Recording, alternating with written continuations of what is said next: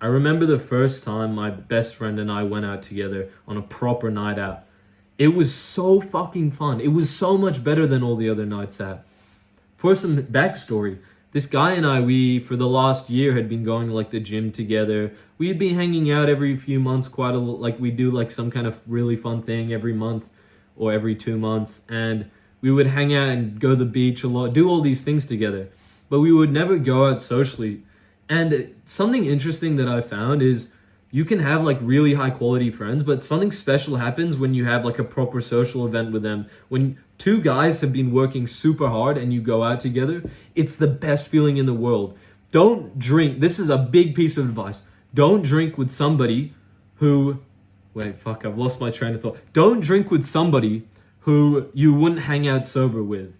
Because when you do this, you need a like drinking is only fine if it's for a reason. You're getting closer with someone, you're having an amazing social experience. There's no point going out to all these like events and shit and hanging out with a bunch of losers who you know you're not going to be close with. That's why the first thing that I recommend is for you to get some really good friends.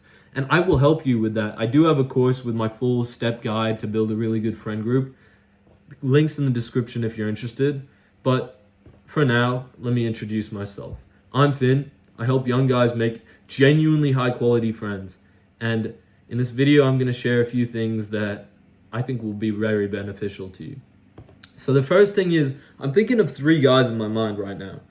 Whenever we bump into each other, it's like super hype. They're quite fun to be around. We were planning to go for a box here and there. Like, it didn't work out with these guys. I had to they canceled and then I had to cancel, which was like, I hate when that happens because normally with a good friend, you can just make it work. But with these guys, some of them I'm closer to than not. I still fucking love them, bro. Like, I love hanging out with them. I love seeing them, but I'm just not going to hang out with them every day because they're not on my wavelength, bro. They don't want to do what I want to do, which is perfectly fine.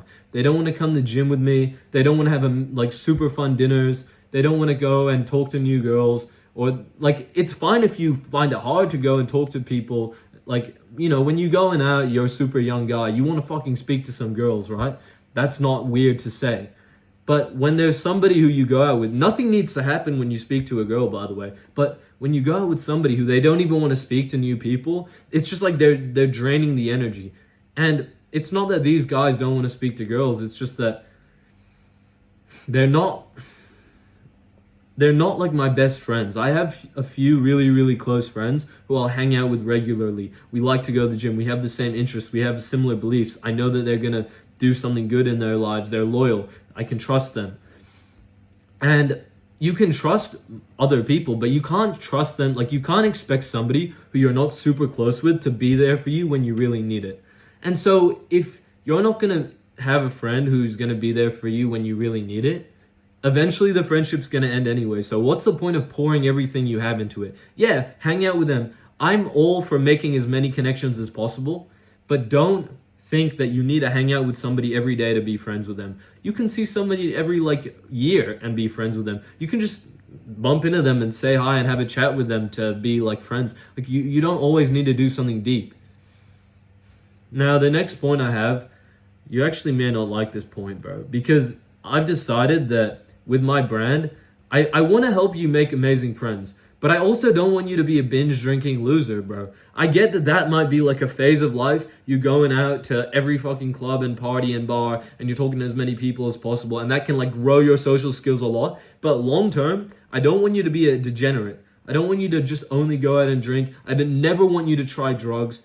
And one of the points that I'm leading into is you need to be proud of yourself. I made the most friends after I went to the gym for a year consistently and I had gotten good grades. I became very proud of myself. I was very healthy. I hadn't drank for a year. And then when I was given social opportunities, by the way, I didn't drink for this period. I went out like nonstop with a bunch of friends. I was dating girls. I was having the blast of my life, bro. And it showed me a few things. But the main thing was that you're going to make 100 times better friends when you've been training, when you respect yourself. It doesn't need to be grades, bro, because I get it. Like, some of you guys might think school's a little bit fucking dumb. But gym, bro, like, how can you walk through the world in bad shape? Like, I'm sorry, bro. I know that most of you guys may not go to the gym, but this is like, I hope you don't mind this, but I need to give you like a slap of, what's it called? A slap of reality. Like, who the fuck doesn't go to the gym anymore? Like, it's fine if you have bad genetics, bro. You're trying. Like, you go to the gym at least 3 times a week and you lift weights and you keep trying to get better form.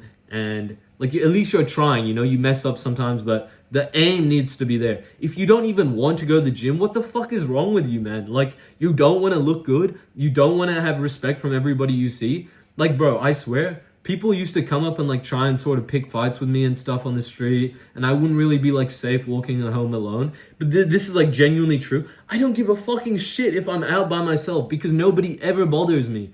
Because I get it, I'm tall, which, may be a fair excuse, but like my jawline, I don't have that naturally. Naturally, I have like a fucking triple chin.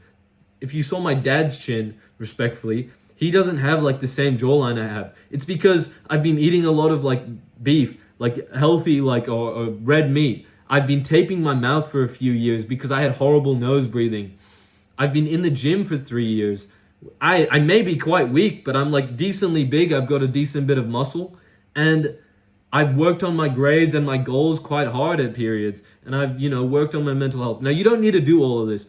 Honestly, you can have the same effect of just being proud of yourself by just going to the gym for 1 week consistently. Because at the end of that 1 week, once you know you're on the right path, then you get this effect. This effect is not literally about the external results you're getting. It's about how proud of yourself you are. It's about knowing if you can't say, I've copy pasted this quote from somebody, but if you can't answer what you've done today to get closer to your goals, then you're not going to be proud of yourself. And that actually affects you so much more than you think. Because when you're proud of yourself, and you might be so like disappointed in yourself after a long time of gaming, etc., bad habits, corn. But if you eventually do a lot for yourself, you become proud of yourself, and that negative